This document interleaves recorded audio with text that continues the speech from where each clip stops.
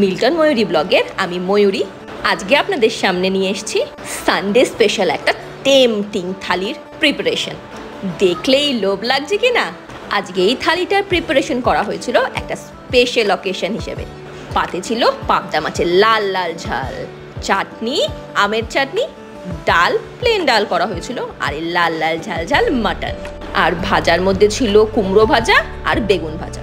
আবার প্রিপারেশনটাকে অনেক ডেকোরেটিভ বানানোর জন্য লঙ্কা আর লেবু। লঙ্কা লেবুর ডেকোরেশনটা মনে হচ্ছে যেন কারোর মুখ, একটা লম্বা মোচ আছে। দেখছেন আমি করতে করতে রিয়াকশন দিচ্ছিলাম ফাটাফাটি। এই থালাটা দেখলে চার কাউর মুখ থেকেই বেরোবে ওয়াও। এবার শুধু বাকি ছিল শাক ভাজাটা, সেইটার খামতিও আমার শাশুড়ি মা পূরণ করে দিলেন। এই সেই থালাটা না যেটা আমরা সব বাঙালি রেস্টুরেন্টে গিয়ে অর্ডার করে খাই। আজ বাড়িতেই প্রিপারেশন করে ফেললাম। আচ্ছা আচ্ছা ঠিক আছে, এবার আপনাদের বলে দিই এই অকেশনটা কি ছিল, যার জন্য এত আয়োজন। আমার ননদ আর নন্দায়ের ছিল বিবাহ বার্ষিকী, তাই তাদের আপ্যায়নে এত আয়োজন।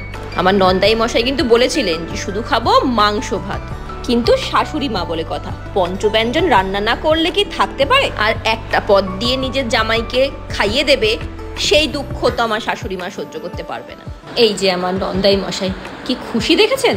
এই ব্যক্তিটা কিন্তু যেমন রসিকে, রান্না বান্নার দিক থেকে কিন্তু তেমনই পটু, সব রকম রান্না করতে পারে। তাই ওনাকে খুশি করার আজকে একটা ছোট্ট চেষ্টা ছিল আমার। ভিডিও ভালো লাগলে সবাই সাবস্ক্রাইব করবেন। ধন্যবাদ।